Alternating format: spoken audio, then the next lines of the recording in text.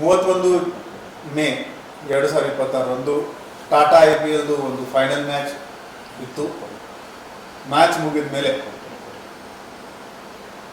ಸಾಕಷ್ಟು ಜನ ಸಂಭ್ರಮಾಚರಣೆ ಮಾಡೋಕ್ಕೆ ಚನ್ನಮ್ಮ ಸರ್ಕಲ್, RPD ಕ್ರಾಸ್ ಮತ್ತು ಬೇರೆ ಕಡೆ ಸೇರಿದರು.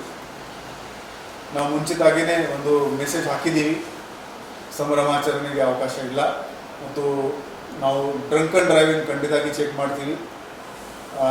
ನಮ್ಮದು ಆ್ಯಂಟಿ ಸ್ಟ್ಯಾಬಿಂಗ್ ಸ್ಕ್ವಾಡ್ ಕೂಡ ಕೆಲಸ ಮಾಡ್ತಾರೆ ಅಂತ ನಾವು ಎಚ್ಚರಿಕೆ ನೀಡಿದ್ದೀವಿ. ನಮ್ಮ ಪೊಲೀಸ್ ಅಧಿಕಾರಿ ಸಿಬ್ಬಂದಿಗಳು ಆ ದಿನ ಪೂರ್ತಿ ಸಿಟಿನಲ್ಲಿ ಪ್ಯಾಟ್ರೋಲಿಂಗ್ನಲ್ಲಿ ಇದ್ದರು. ಆ ರಾತ್ರಿ ನಾವು 24 ಜನರ ಮೇಲೆ drunk and driving case book ಮಾಡಿದ್ದೀವಿ. 10,000 ದಂಡ ಅವರಿಗೆ ನಾವು ಚಲನ್ ಅವರಿಗೆ ಕೊಟ್ಟಿದ್ದೀವಿ. ಅದರ ಜೊತೆಗೆ ಒಬ್ಬ ವ್ಯಕ್ತಿ ನಮಗೆ ಸಸ್ಪಿಷಿಯಸ್ ಕಂಡು ಬಂದ. ಅವನಿಗೆ ಚೆಕ್ ಮಾಡಿದಾಗ ಅವನ ಹತ್ರ 2 ಶಾರ್ಪ್ ವೆಪನ್ ಕಂಡು ಬಂದಿತ್ತು.